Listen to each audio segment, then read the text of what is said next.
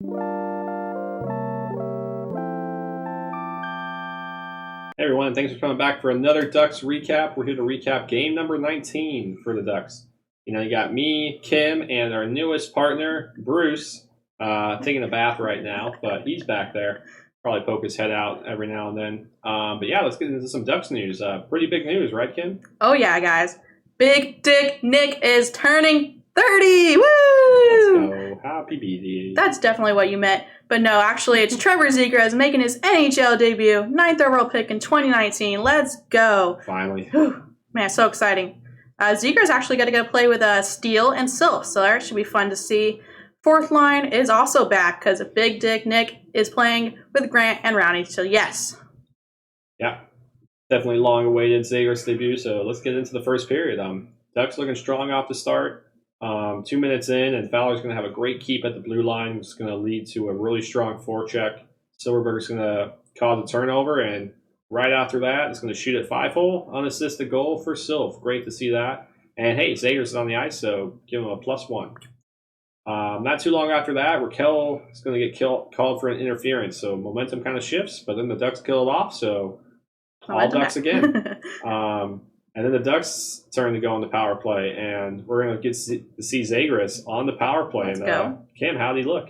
Man, he looked good. Cross-crease passes, gets like 3 away, and actually a really good one to Raquel. But, of course, Raquel's still struggling, shanks it a little bit. Yeah. So, but that's during the 5-on-3, which happens. The Yotes take another penalty, and it's 5-on-3 during that time. And, man, it was rough. But you know what?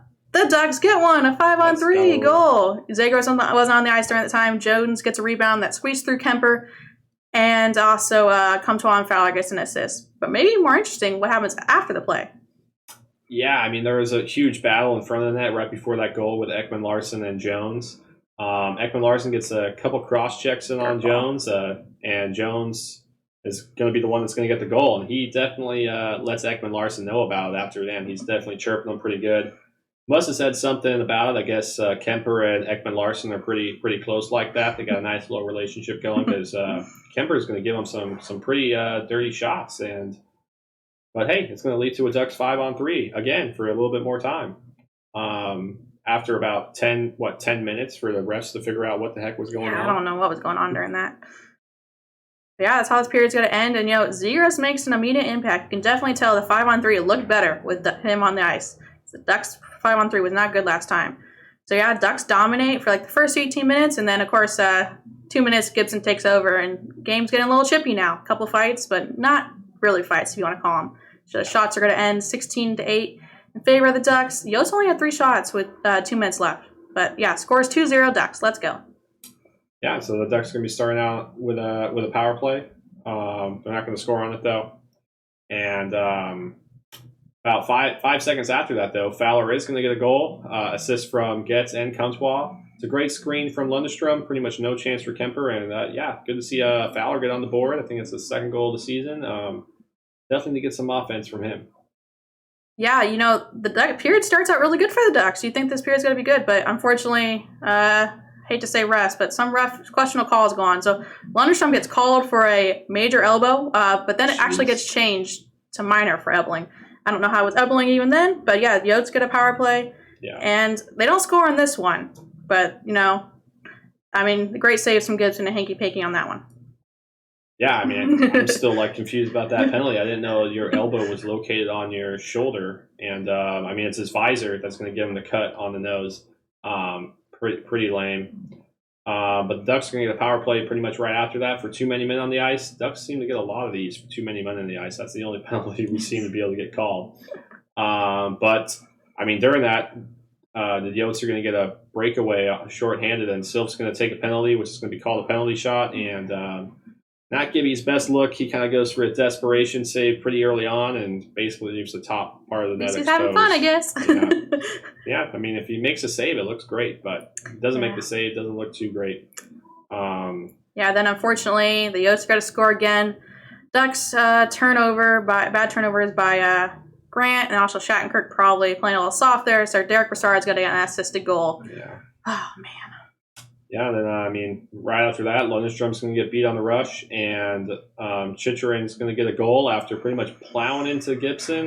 This leads to a review from Toronto. I mean, and the refs weren't really being too transparent in this game. I mean, we couldn't tell what they were reviewing. Are you reviewing if the net came off before the puck went out? Are you reviewing goalie interference? Are you reviewing that he kicked it in?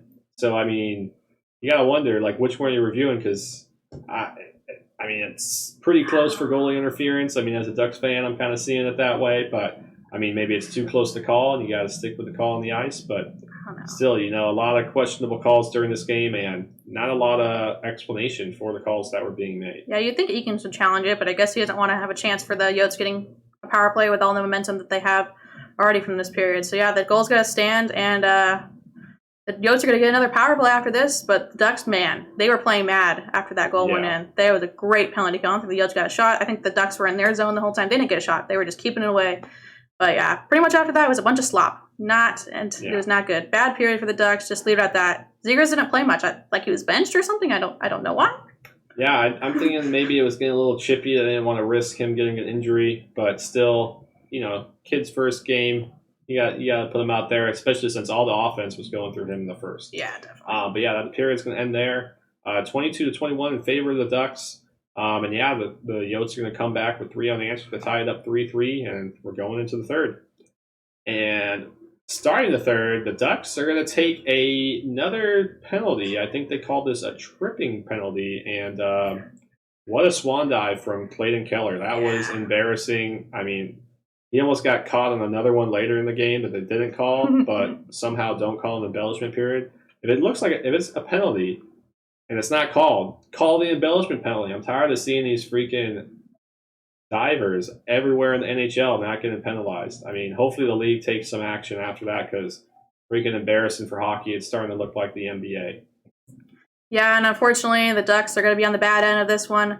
Yotes scored a deflection goal by Dvorak from Chinchilla and Keller. Man, that was rough. Hard for Gibson, definitely on that one. Deflection, what do you got to do? But yeah, Gibson is getting mad at the refs in this game.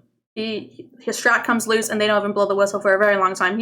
I've never seen Gibson really get that mad before at a ref. Like, he's pretty calm with the refs, I feel like, most of the time. Yeah, I mean, he's like, his equipment is malfunctioning, and they're like, oh, I'm not gonna blow the whistle dead. That obviously not looking after his safety. These refs seem clueless out there tonight. Yeah.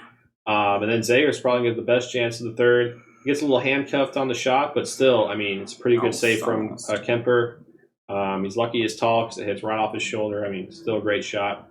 And I mean, that's basically it. The Ducks are going to pull Gibson at the end of it, but nothing too much happening there. Mm-hmm. And final shot total is going to be 27-25 in favor of the Ducks, but score 4-3 in favor of the Yotes. Yeah, what do you got to say about that, Kim? I mean, I know I don't want to say it's the refs, but man, that might have been one of the worst ref games I've seen. Yeah, I have to agree. I mean, I'm okay with like bad calls, but at least own up to it. I felt like there was I don't know how many times they didn't announce the penalties. Mm-hmm. It was just people in the box. They didn't announce it, and then they even made a call, and they came back and didn't do a call, and then just so much delaying going on. So yeah, it took them so long to reach decisions, and then if you're going to take that long, you gotta let people know. And then they were skating over to the Coyotes bench, letting them know, but then they weren't skating over to the Ducks bench, letting them know. Yeah. It's like, what is going on? You guys tell the same story to both teams. So pretty frustrating seeing that. And yeah, but the Ducks collapsed in general. Yeah. I mean, you can't blame the rest, but at the same time, Ducks collapsed and they totally bad. One bright point though, Zegras looked good. Although he wasn't given much of a chance, 13, 14 of total ice time. And most of that was in the first. So I don't know. Mm-hmm. I don't know what happened there. Yeah, I don't know what happened. I mean, it was clear to see Zegras looked like the best forward. There's so much energy. And then, yeah, he didn't play like all the second. And then the third, he just played in the last couple minutes. But it would have been great to see him with a little bit more ice time. He didn't have too much more ice time in the fourth line. So hopefully looking forward to the next one on Wednesday against the Coyotes again at 6 p.m. Hopefully Zegras is going to be playing again. Hopefully he can get a little bit more ice time. And projected to be beat down, folks. Yeah, watch out. Big Dick Nick, it's your job, man. Yeah, this was a chippy game to say the least. So we're hoping that carries over because I love those types of hockey games. And hopefully the refs pick it up too. Hopefully the Ducks pick it up. And yeah, we'll see you next time. Bye. Peace out, everybody.